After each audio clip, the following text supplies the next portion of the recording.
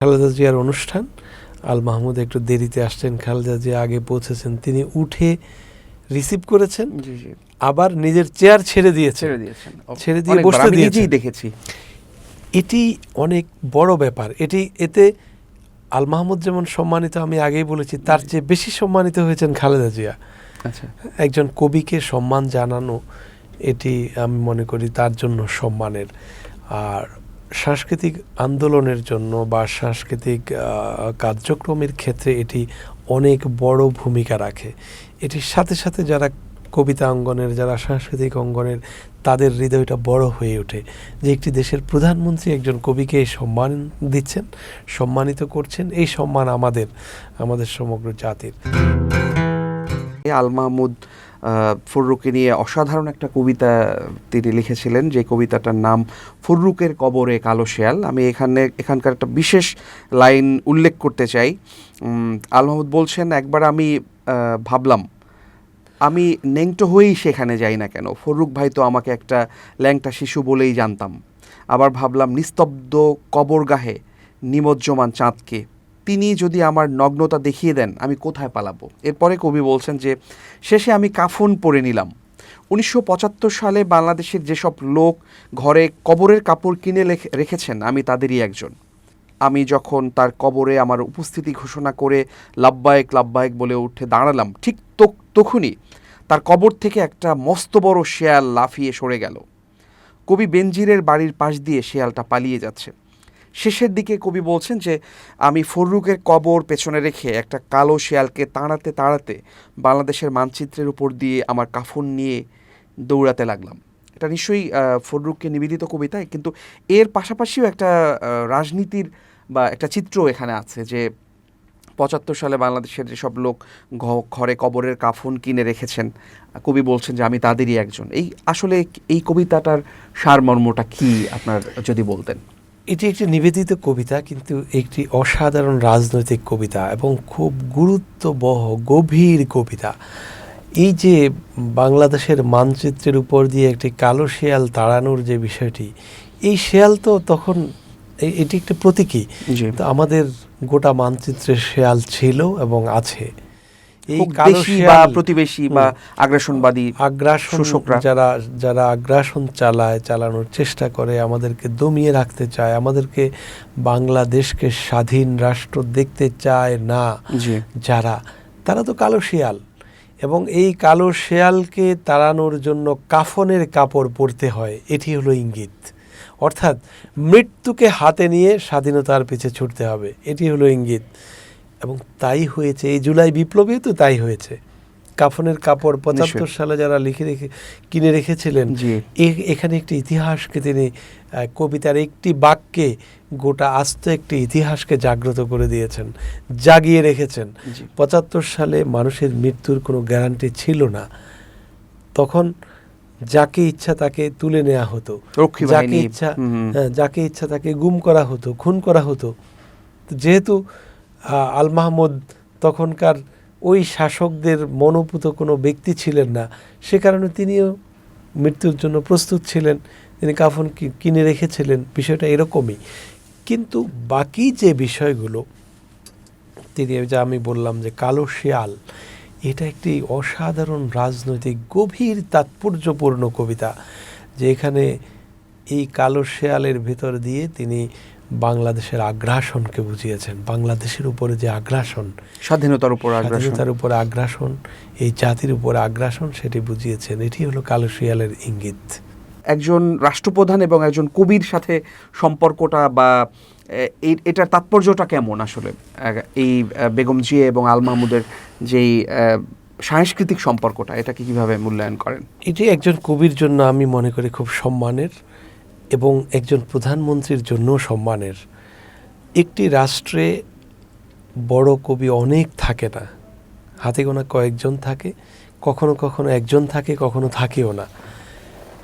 সেই অবস্থায় যদি একজন রাষ্ট্রপ্রধান বা সরকার প্রধান ওই বড় কবিকে সম্মান দেন, তাহলে তিনি নিজে সম্মানিত হন।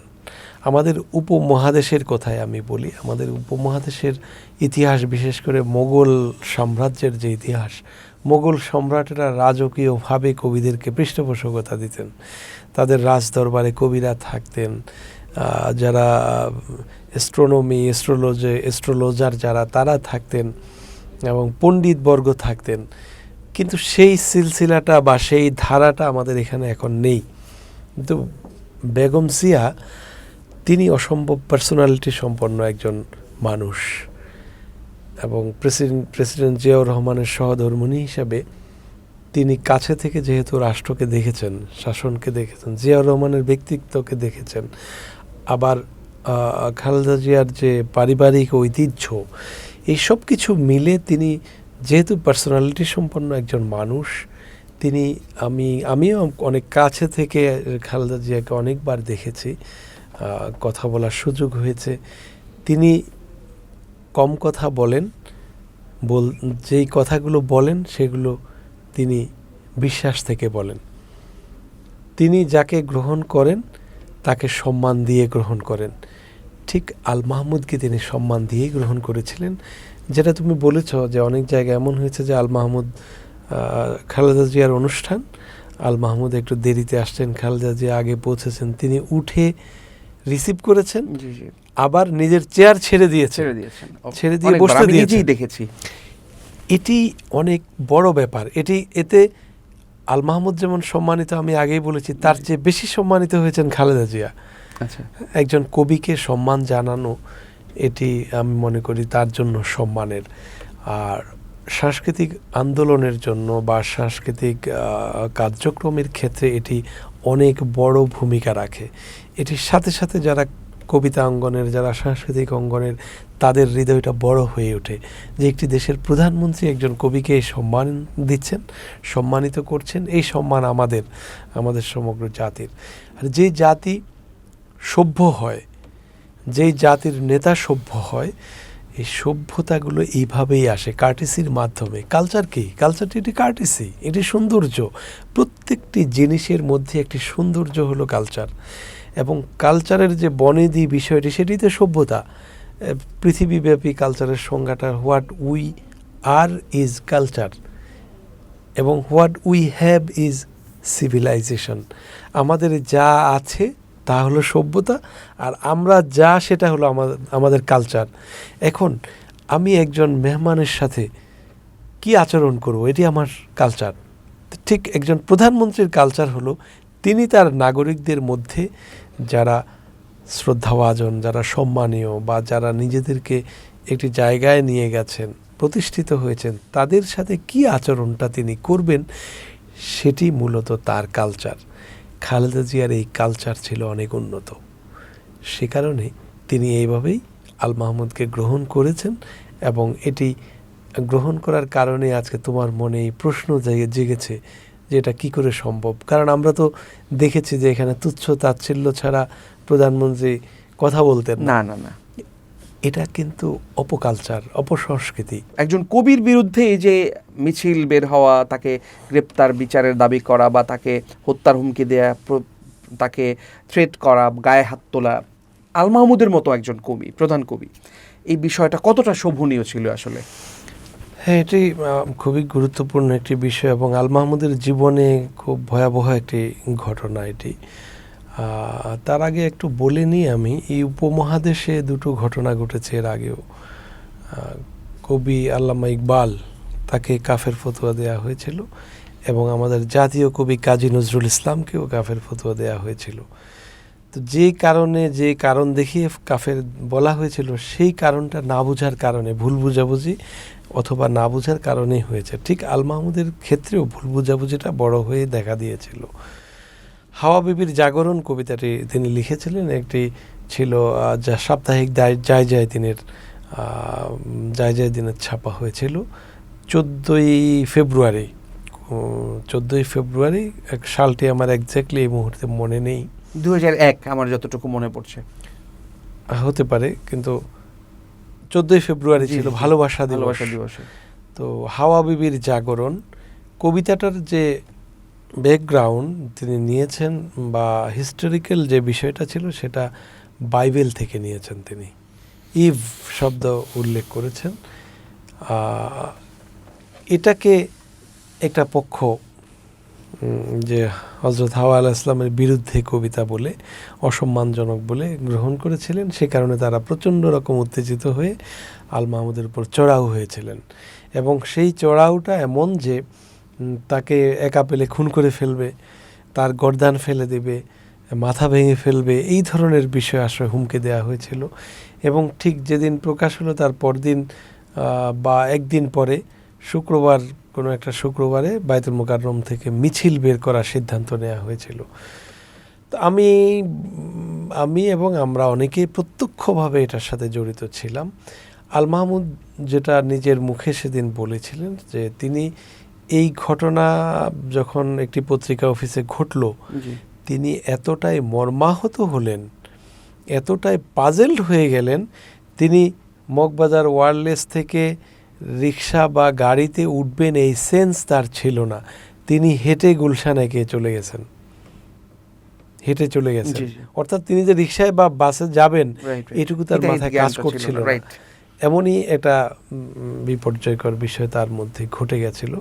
তো যেটা তুমি বলেছ যে তিনি এর জন্য দুঃখ প্রকাশ করেছেন, দুঃখ প্রকাশটা এই কারণে করেছেন যে যেহেতু এটাকে একটা অংশ মানুষ গ্রহণ করতে পারছিল, এবং তিনি কোনো বইতেও কবিতাটা অন্তর্ভুক্ত না করে প্রত্যাহার করেছিলেন। কিন্তু ইন্টারেস্টিং ব্যাপার হলো, যেই কবিতার জন্য আল মাহমুদকে শারীরিকভাবে আঘাত করার চিন্তাও করা হয়েছিল, সেই কবিতাটি, এটা যেহেতু ইসলামের বিরুদ্ধের কবিতা বলে তারা বলছেন, কিন্তু ঠিক এর বিরুদ্ধে যে আল মাহমুদের বিরোধী পক্ষ যারা, আমি বলতে পারি আজকের কাগজের কথা, আজকের কাগজ তখন খুব রমরমা ছিল, খুব সার্কুলেটেড একটি পত্রিকা ছিল। তো আজকের কাগজে যিনি সাহিত্য সম্পাদক এবং ফিচার সম্পাদক ছিলেন, তিনি প্রভাবশালী, তখনকার সময়ে প্রভাবশালী কবি ছিলেন বা সম্পাদক ছিলেন। তার টেবিলে একটি আড্ডা জমে গেছিল সেদিন, অনেক 7-8টি ইয়াং পোয়েট আসছিল। তারা এই কবিতার নিয়ে কথা বলছিলেন। তখন ওই দাপুটের সম্পাদক বললেন যে দেখো, আল মাহমুদ কবিতাকে মসজিদে ঢুকাই ফেলতেছে।